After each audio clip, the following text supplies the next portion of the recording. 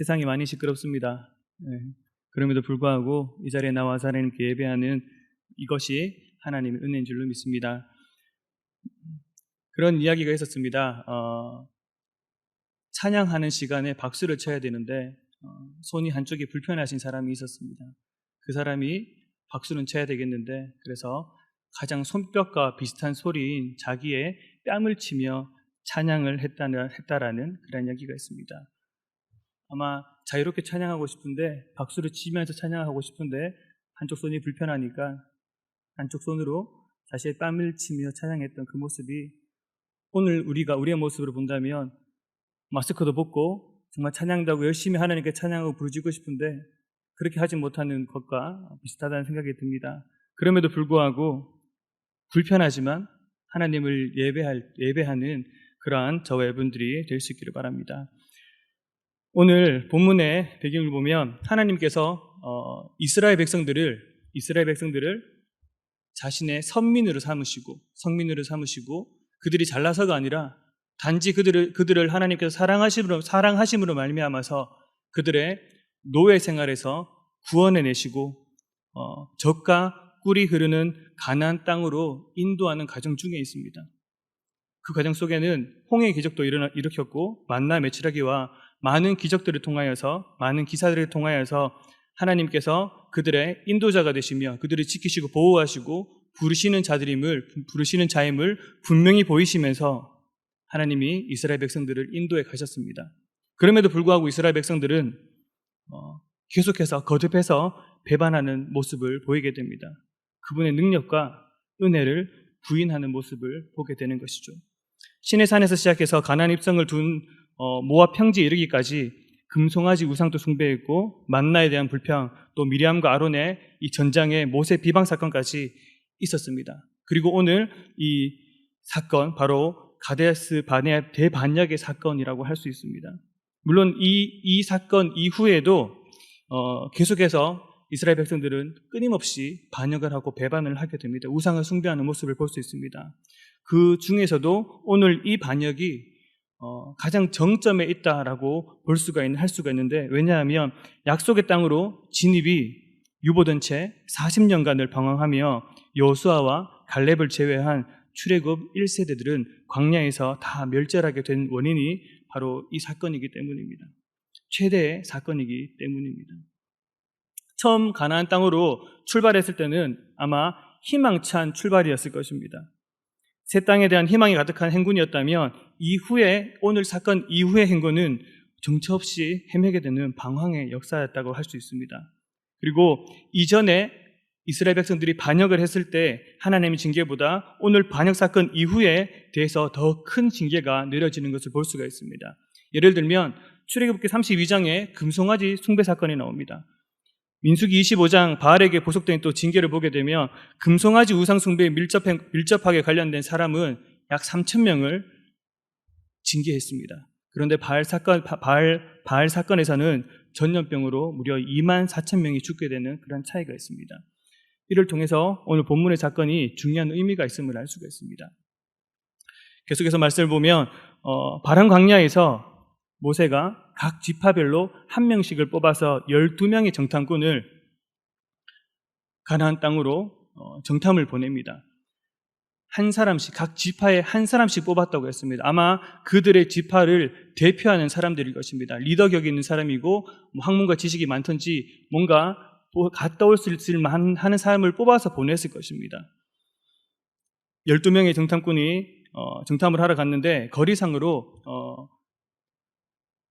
약 한 260km에서 한 300km 정도 넉넉히 잡아도 아무리 천천히 갔다고 둘러보고 해도 2주면 충분히 다녀올 수 있는 거리인데 그들은 무려 40일간이나 정탐을 했다라고 합니다. 이는 정탐이 아주 꼼꼼하게 이루어졌음을 알 수가 있습니다. 그리고 오늘 본문은 40일간의 정탐을 마치고 돌아온 12명의 자들의 이야기입니다. 12명의 정탐꾼들은 모세가 명령한 대로 그 거민이 강한지, 거기 살고 있는 사람이 강한지 약한지, 또 많은지 적은지, 땅은 좋은지, 또 성읍은 진정인지 산성인지, 토지가 비옥한지 메마른지, 나무는 있는지를 잘 파악하고 그 땅에서 나는 열매를 가지고 오라, 실과를 가지고 오라라고 합니다. 정탐꾼들은 모세가 시킨 대로 다 하고 포도송이를 들고 가는데 그냥 들고 갈 수가 없어서 두 사람이 짝짝이를 들고 포도 실과를 들고 갔다라고 표현을 하고 있습니다. 이는 그 땅이 과연 좋은 땅이다, 과연 젖과 꿀이 흐르는 땅임을 보여주고 있다는 것입니다. 그 말은 하나님께서 말씀하신 것이 다 맞다라는 것의 징표이기도 합니다. 그리고 이제 12명의 정탐꾼의 보고가 이어집니다. 모세에게 말하여 이르되 당신이 우리를 보낸 땅에 간즉 과연 그 땅에 젖과 꿀이 흐른다. 그런데 그 땅에는 거주민이 있는데 아주 강하고 성읍이 견고하고 심이 클 뿐만 아니라 거기서 아낙 자손을 보았다라고 대답을 합니다. 10명은 그렇게 얘기를 하고 이어서 갈렙이 대답이 이어집니다. 우리가 곧 올라가서 그 땅을 취하자. 능히 이기리라 라고 얘기를 합니다. 반대편에서는 또 얘기를 합니다. 우리는 능히 올라가서 그 백성 네피림들과 아낙 자손들을 치지 못할 것이다. 그들은 우리보다 강하다. 그 땅을 악평하며 그 땅은 거주민을 삼키는 땅이고 모든 백성은 신장이 장대하다. 거인들이다. 네피림의 후손인 아낙 자손의 거인들을 보았다라고 하면서 자기들을 어떻게 표현하냐고 하면 자기들은 스스로 메뚜기와 같은 존재다라고 이야기를 합니다. 10명과 2명의 정탐꾼의 사이에는 이런 극심한 차이가 있습니다. 그 땅을 바라보는 믿음의 자세가 완전하게 달랐음을 볼 수가 있습니다. 그런데 여기까지 보게 되면 이 사건이 왜 가장 정점에 이르는 반역이라고 할 수 있을까라는 생각이 들기도 합니다. 조금 더 살펴보도록 하겠습니다. 10명은 이렇게 이야기를 합니다. 네피림, 아낙 자손, 거인들 같은 뜻의 말을 반복해서 이야기를 하고 있습니다. 사실 모든 사람이 다 네피림, 다 거인들은 아니었습니다. 네피림은 노아 시대부터 명성을 떨치던 강대한 거인 민족입니다. 네피림의 후손으로 묘사를 했습니다. 그러나 아낙과 네피림 사이에는 직접적인 연관성이 없습니다. 노아의 홍수 때 모든 사람들이 다 죽었습니다. 이때 네피림도 다 죽었습니다. 그런데 후에 보면 다윗이 죽인 골리앗을 보더라도 가나안 원주민들 중에서는 거인들이 섞여 있을 수는 있었다라는 얘기입니다. 그러나 본문에서 말한 대로 10명의 정탐꾼이 말하는 것처럼 모든 사람이 다 거인은 아니었다는 것입니다. 단지 그들은 자신들이 직접 본 거인들로 인해서 아낙 족속들이 다 거인들이었을 거라고 생각해버리고 자신들을 상대적으로 메뚜기와 같이 보잘것없는 존재로 여겼다는 것이 문제입니다. 그들의 가장 큰 문제는 하나님을 전혀 신뢰하지 않는 모습이었습니다. 믿음의 눈으로 보지 않고 육신의 눈으로만 그 현실을 바라보았다라는 것입니다. 이어서 오늘 말씀 이 다음 장에 보면 정탐꾼들 이야기를 들은 백성이 밤새 통곡을 했다고 합니다. 그리고 모세와 아론을 원망하면서 애굽 땅에서 죽었으면 좋았을 것을 왜 여기까지 와서 우리가 그 칼에 죽게 하느냐, 차라리 애굽으로 돌아가는 것이 낫다라는 한탄을 하고 있습니다. 이게 대체 무슨 말일까요?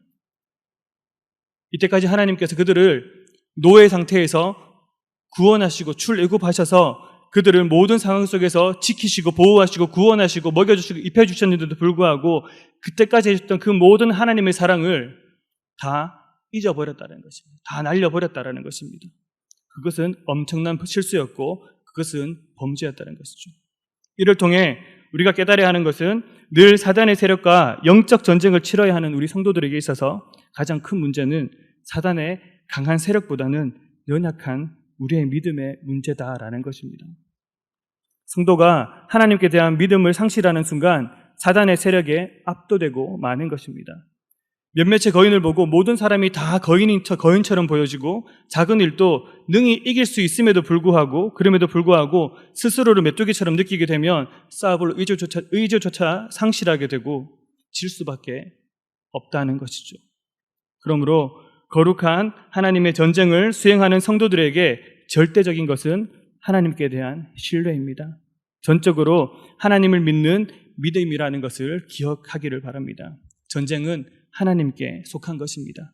이스라엘의 하나님, 오늘 우리의 하나님은 전쟁에 능하신 하나님, 즉 승리케 하시는 하나님 되심을 믿으시기를 축복합니다. 이제 갈렙과 여호수아 두 명의 정탐꾼이 이야기를 합니다. 갈렙은 그 땅을 취하자. 우리가 그 땅을 능히 취할 수 있다라고 합니다. 앞서 10명과 2명의 관점은 달라도 너무너무 다릅니다. 같은 곳에 같이 가서 같이 보았는데 극과 극의 보고를 하게 됩니다. 만일 여러분들이 정탐을 했다라고 생각을 하면 어떤 선택을 했을까요? 혹은 갈렙의 판단이, 여호수아의 판단이 틀렸다라고 말을 할 수 있는 사람도 있을 것입니다. 이스라엘은 군대가 아닙니다. 그냥 노예에서 이끌어져 나온 하나님의 백성들, 그냥 백성일 뿐이고 군대로 따지면 오합지졸밖에 되지 않는 그런 존재에 불과합니다. 왕도 없고 군대도 없고 장관도 없습니다. 단지 있는 것은 지파의 족장들 뿐입니다. 반대로 가나안 땅에 살고 있는 자들은 군사체계가 있었습니다. 왕이 있었고 정착해서 살았기 때문에 나라의 부를 축적하고 무기들을 준비하고 있었고 진영을 잘 짜서 분명히 다른 나라로부터 그 나라를 지키기 위한 것들이 잘 준비되어 있었을 것입니다. 반대로 이스라엘은 유목민이었기 때문에 무기도 없고 전쟁을 치르기에는 부족한 상황이었습니다. 그럼에도 그 땅을 취하자라고 한 갈렙의 자세를 우리가 보아야 될 것입니다. 그는 다른 사람들이 보기에는 비정상처럼 보이지만 하나님이 친히 싸우시는 싸움임을 그는 믿고 있었습니다. 사람의 손에 쥐고 있는 것들로 싸우는 것이 아니라 하나님의 말씀, 하나님의 약속을 무기로 삼아 싸우는 싸움임을 알고 하나님께 대한 믿음의 자세를 그렇게 가지고 있었다는 것이죠. 그 믿음을 가진 갈렙은 40년 동안 광야 생활 끝에 85세의 나이에 거인의 후손들을 가장 앞장서서 무찌르고 헤브론을 차지하게 됩니다. 그러나 그때 불평하던 그 자들은 반역한 사람들은 전부 방황하다가 광야에서 다 죽임을 맞이하게 되는 것이죠. 갈렙의 이 믿음의 자세는 승리를 가지게 합니다. 갈렙의 믿음과 행동이 어떻게 보기에는 비정상적인 것 같지만 하나님 앞에서는 그것이 정상이었습니다. 사람들 보기에는 어이가 없고 아닌 것 같이 보이지만 결국 시간이 지나고 나니 갈렙의 믿음과 행동은 지극히 정상적인 행동이고 하나님의 약속을 이루어가는 모습됨을 보게 된다는 것이죠. 바라기는 우리에게 놓여진 이 삶 속에서 믿음의 눈으로 세상을 바라보고 선포하고 나아갈 수 있는 그런 성도, 하나님을 향한 바른 믿음의 자세로 결국 승리케 하시는 하나님의 은혜를 경험하는 여러분들이 다 될 수 있기를 축복합니다. 10명과 2명의 의견 차이가 있었습니다. 이 말씀을 보면서 이런 생각이 좀 들었습니다. 과연 그들이 한 뜻이었으면 얼마나 좋았을까? 여호수아 갈렙이 생각했던 그 한 뜻으로 모아서 전진했으면 얼마나 좋았을까라는 생각도 해보았습니다. 그리고 만일 우리의 삶에서 이런 일이 일어난다면 하나 되지 못하고 불신하는 모습에서 분열은 일어나지 않을까라는 생각도 들었습니다. 사실 지금 코로나로 인해서 전 세계의 모든 사람이 다 어려움 속에 있습니다. K-방역이라고 세계적으로 칭찬을 받던 우리나라도 지금 당장 엄청난 어려움에 처해져 있습니다. 오늘 발표로 거의 400명에 근접한 확진자가 늘어나고 있는 상황입니다. 여기를 보고 저기를 봐도 정말 뉴스에도 많은 기사들이 올라옵니다. 특히 교회에 가는 말들이 너무나도 많이 올라옵니다. 누가 잘했니? 누가 못했니? 누구 때문이니? 누구 덕분이니? 등등. 그런데 그런 말들을 보면서 생각이 드는 것은 이 일로 가장 기뻐하는 것은 사단이겠구나. 이 일을 통해서 믿지 않는 사람들이 욕하는 것을 그저 욕을 하겠지만 믿는 사람들조차도 서로 싸우게 되고 분열되어서 스스로 넘어지게 되면 그것이 바로 사단이 가장 기뻐하는 것이 아닐까라는 것이죠. 지금 우리 앞에 어쩌면 영적으로 가나안 땅 홍해를 두고 있는 모습과 비슷하다라고 조심스럽게 생각을 해봅니다. 여기에서 우리 신앙인들의 믿음의 자세는 어떻게 해야 할까요? 이런 글을 읽었습니다. 마음에 참 많이 와닿았습니다. 사람의 단점을 바라보고 욕을 하는 것은 그 사람의 본능이다. 그런데 그 사람의 장점을 보고 그 사람을 칭찬하는 것은 능력이다라는 글을 보았습니다. 지금 우리에게 필요한 것은 욕을 하는 것이 아니라 그 사람의 장점을 보고 칭찬해 줄 수 있는 그런 능력이 필요합니다. 그러기 위해서, 그런 능력을 가지기 위해서 우리가 해야 되는 것은 바로 하나님 앞에 그런 능력을 달라고 구하고 기도하는 것이죠. 이 땅이 속히 회복되어지기를 기도해야 합니다. 코로나 감염병이 물러가기를 함께 기도해야 합니다. 나만을 위해서가 아니라 교회와 나라를 위해서 우리는 함께 기도해야 할 것입니다. 누가 잘났고 잘했고 못했고의 싸움이 아니라 진정으로 하나님께서 이 또한 승리케 해주실 것을 믿음으로 끝까지 기도할 수 있는 그런 믿음의 성도가 되어야 할 것입니다. 이 교회는 예수님의 피로 값주고 세우신 교회입니다. 이 교회는 이 땅의 희망이고 소망이고 빛이고 소금이 되어야 한다는 것이죠. 30절에 우리가 능히 이기리라 어서 올라가서 가나안 땅을 취하자고 한 것은 정탐꾼들 이야기를 듣고 시리에 빠져서 술렁이고 있는 백성들에게 가나안 땅을 주시겠다는 하나님의 약속을 상기시킴으로써 그들의 마음을 진정시켰다는 의미입니다. 하나님을 믿는 사람들, 우리들은요, 믿음을 가진 사람들은, 교회는 시리에 빠진 자들을 위로하고 그들에게 희망을 줄 수 있어야 합니다. 오직 믿음 있는 자만이 참된 희망을 발견할 수가 있습니다. 내가 미래에 대한 소망이 없고 믿음이 없고 그런 것이 없는데 다른 사람에게 희망이 있다, 소망을 가지라라고 할 수는 없는 것입니다. 아무나 희망을 줄 수 없습니다. 오직 하나님을 믿는 그 사람만이 하나님이 주시는 참된 희망을 발견하고 제시할 수 있다라는 것입니다.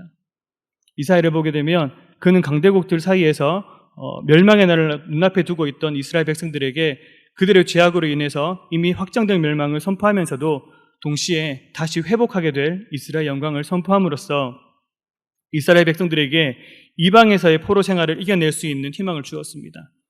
사도 바울도 유라굴로 광풍을 만나서 파산의 위기에서 같은 배에 타고 있던 자들에게 그들이 죽지 않을 것이라는 하나님의 말씀을 전함으로 그들을 죽음의 공포에서 벗어나게 했습니다. 성경에 등장하는 많은 인물들은 절망을 주는 자들이 아니라 희망을 나눠주는 그러한 사람들이었습니다. 우리 또한 그와 같이 희망을 주는 자들이 되어야 할 것입니다. 참된 위로와 소망을 결국 하나님을 통해서 얻게 되고 마침내 하나님의 품으로 돌아오게 되는 은혜와 역사가 분명히 일어날 줄로 믿습니다. 우리 앞에 놓여진 이 말 못할 위기의 상황에서, 홍해 같은 상황에서, 가나안 땅에 그런 거민들이 있는 그런 상황 속에서 우리가 할 수 있는 것은 출애굽기 14장 13절 14절의 말씀처럼 너희는 두려워하지 말고 가만히 서서 여호와께서 오늘 너희를 위하여 행하시는 구원을 보라. 여호와께서 너희를 위하여 싸우시리니 너희는 가만히 있을지니라. 우리가 취해야 할 자세는 바로 하나님을 그저 신실하게 예배하는 것입니다. 우리가 다른 것 할 수 있는 것이 가만히 생각해 보면 아무것도 없습니다. 우리가 할 수 있는 건 하나님의 일하심을 잠잠히 보는 것입니다. 바라기는 10명의 정탐꾼처럼 처음부터 스스로를 메뚜기처럼 여기고 여기는 그런 연약한 믿음의 소유자가 아닌, 그럼에도 불구하고 하나님은 반드시 이 영적 싸움에서 건지시고 승리케 하실 것을 믿으며 좌로나 우로나 치우치지 않고 믿음의 눈으로 하나님을 바라보는 그런 믿음의 자세로 끝까지 하나님을 예배하는 모든 성도님들이 다 되시기를 바라며 진정한 승리를 맛보고 또 많은 이들에게 참된 소망과 희망을 전하는 삶을 살아가는 저와 여러분들이 다 될 수 있기를 예수님의 이름으로 부탁을 드립니다. 기도하겠습니다.